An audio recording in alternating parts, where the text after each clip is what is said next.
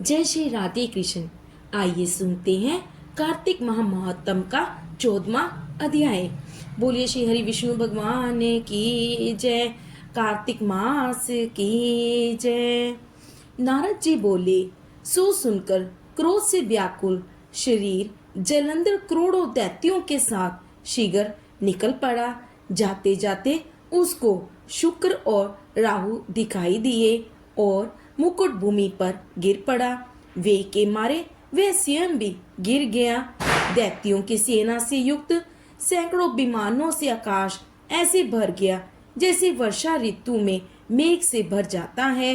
उसके उगोग को देखकर इंद्र आदि सब देवता अलक्षित हो शिवजी जी के समीप गए और उनसे प्रार्थना करते हुए कहने लगे, हे स्वामी, हे प्रभु, क्या आप इन देवताओं की आपत्ति को नहीं जानते?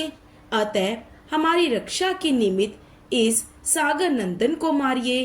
देवताओं के वचन सुनकर शिवजी ने हंस के भगवान महाविष्णु को बुलाकर कहा। ईश्वर बोले, हे विष्णु जी, आपने संग्राम में जलंधर को क्यों नहीं मारा? उल्टे आप स्थान बैकुंठ छोड़कर उसके घर में जा बसे। विष्णु भगवान बोले, वह आपके अंश से उत्पन्न हुआ है, इसलिए तथा लक्ष्मी का भाई है, इस कारण उसको संग्राम में नहीं मारा। आप ही उस दानव का वध करो। शिवजी बोले, वह महातेजस्वी इन अस्त्रों से मेरे हाथों से ना मारा जाएगा, इसलिए देवताओं समेत आप अपने तेज का अंश शस्त्र बनाने के लिए मुझे दीजिए। नारद जी बोले, इसके बाद भगवान विष्णु आदि सब देवताओं ने अपना अपना तेज दिया। वे सब तेज इकट्ठे हो गए। यह देखकर भगवान शिव ने भी अपना तेज छोड़ा।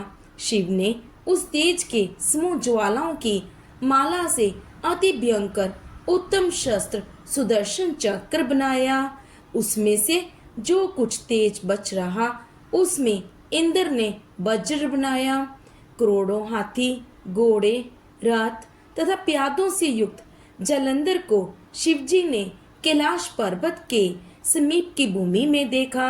उसको देखते ही सब देवता जैसे आए थे वैसे ही छिप छिप कर चले गए और शिवगण अति शीघ्रता से युद्ध के लिए संग्राम में उतर आए। तदंतर शिवजी जी की आज्ञा से नंदी, गणेश जी, स्वामी कार्तिकेय जी आदि गण युद्ध के लिए दुर्मद हो कैलाश से शीघ्र उतर पड़े। तत्पश्चात कैलाश के समीप की भूमि में भगवान शिव और दैत्यों में शस्त्रास्त्रों से घोर संग्राम हुआ। वीरों को आनंद देने वाली वेरी, मृदंग और शंख तथा हाथी, घोड़े, रथ, इनके शब्दों से नादित पृथ्वी कांपने लगी। शक्ति, तोमर तथा बाणों के समूह, मूसल, पाश आदि शस्त्रों से व्यापक आकाश ऐसे शोभायान हुआ मानो उल्काओं से आच्छादित हो।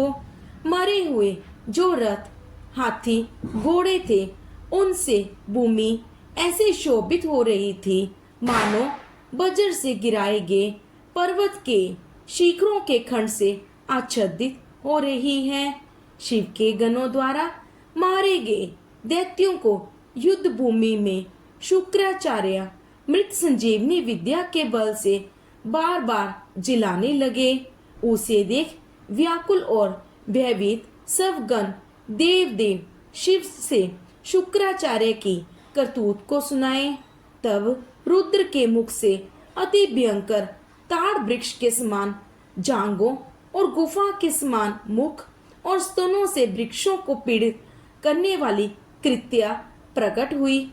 उसने युद्ध भूमि में आकर बड़े बड़े असुरों को भक्षण कर लिया और शुक्राचार्य को अपने भग में छिपाकर अंतर्ध्यान हो आकाश को चली गई।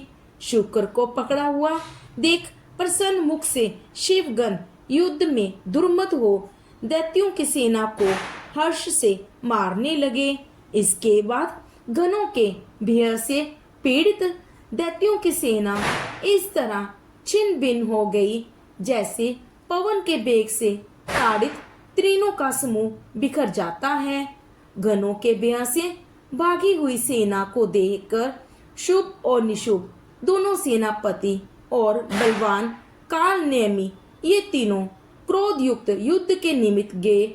ये तीनों महाबली वर्षा ऋतु के मेघों के समान बाणों की वर्षा करते हुए गणों की सेना को रोकने लगे।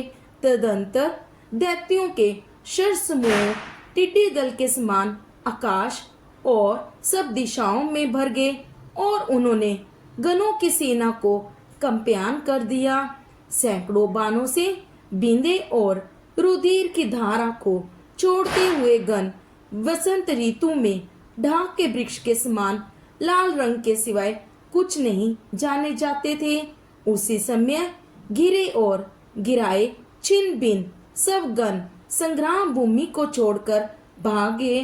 तदंतर नंदी और स्वामी कार्तिकेय आदि भी अपनी सेना को हारी हुई देखकर क्रोध युक्त हो हर्ष से दैत्यों को रोकने लगे। इस प्रकार से कार्तिक महामहोत्सव का 14वां अध्याय समाप्त हुआ। बोलो श्री हरि विष्णु भगवान की जय।